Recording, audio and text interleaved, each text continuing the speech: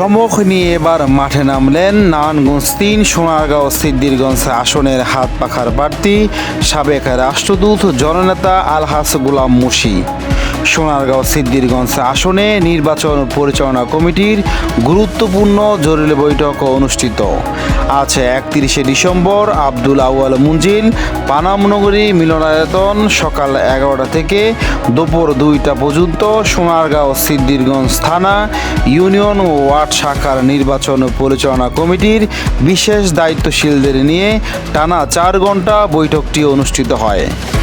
আগামী ত্রয়োদশ জাতীয় সংসদ নির্বাচনকে সামনে রেখে বিভিন্ন গুরুত্বপূর্ণ কলাকৌশল নিয়ে আলোচনা ও পর্যালোচনা করেন উক্ত বৈঠকে প্রধান অতিথি হিসাবে উপস্থিত ছিলেন নারায়ণগঞ্জ ৩ সোনারগাঁও সিদ্ধিরগঞ্জ আসনের হাত পাখার এমপি প্রার্থী সাবেক রাষ্ট্রদূত জননেতা আলহাজ গোলাম মুশি। আরও উপস্থিত ছিলেন ইসলামী আন্দোলন বাংলাদেশ নারায়ণগঞ্জ জেলা শাখার সংগ্রামী সভাপতি হযরত মাওলানা মোহাম্মদ দীন ইসলাম। আরও উপস্থিত ছিলেন ইসলামী আন্দোলন বাংলাদেশ নারায়ণগঞ্জ জেলা শাখার সংগ্রামী সাধারণ সম্পাদক জনাব মোহাম্মদ জাহাঙ্গীর কবির।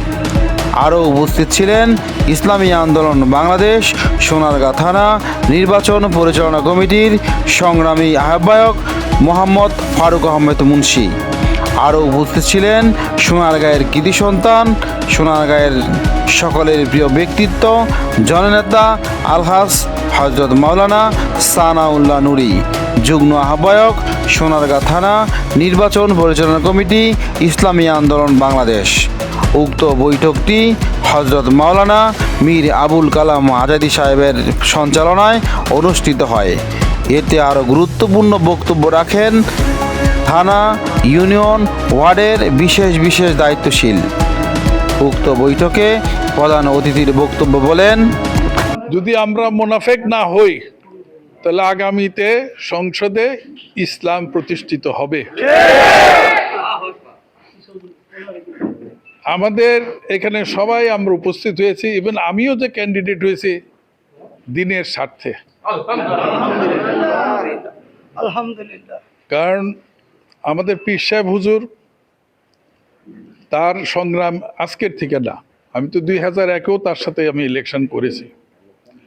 সবসময় ওনার একটাই লক্ষ্য, বাংলাদেশে ইসলাম প্রতিষ্ঠিত হোক, দিন প্রতিষ্ঠিত হোক, মানুষ সুখে শান্তিতে থাকুক, নিরাপত্তায় থাকুক, একটি সুন্দর সমাজ যাতে মানুষ বসবাস করতে পারে বাংলাদেশ। সেই লক্ষ্যে করতে কিন্তু উনি এখন পর্যন্ত উনি কষ্টই করে যেতেছে, উনি যে খুব আরামে আছে তা নয়। এই দিনের স্বার্থে, আমাদের সুখ শান্তির স্বার্থে উনি কিন্তু কাজ করে যাচ্ছে, দিন রাত পরিশ্রম করে যাচ্ছে। তা আজকে আপনাদের থেকে অনেকগুলা খুব ভালো এবং বাস্তব কিছু সম্মত কথা শুনতে পারলাম। এগুলি দরকার, কারণ আগের ইলেকশন আর এই ইলেকশনের মধ্যে একটু তফাৎ আছে। আগের ইলেকশন ছিল পেশি শক্তির ব্যাপার, একটা গভর্নমেন্ট আগের থেকে ঠিক করে নিয়েছে কে পাওয়ারে যাবে, কিন্তু এইবার সেই জিনিসটা নাই আল্লাহর রহমতে। এবার সারা দেশের মানুষের মধ্যে একটা চেতনা আসছে, একটা ভাব আসছে, ইসলামকে তারা সুসংগঠিত একটা ভালো অবস্থায় দেখতে চায় এবং আগামীতে সরকারও একটা ইসলামিক সরকার দেখতে চায়। এটা কিন্তু সাধারণ মানুষের মধ্যে আসছে।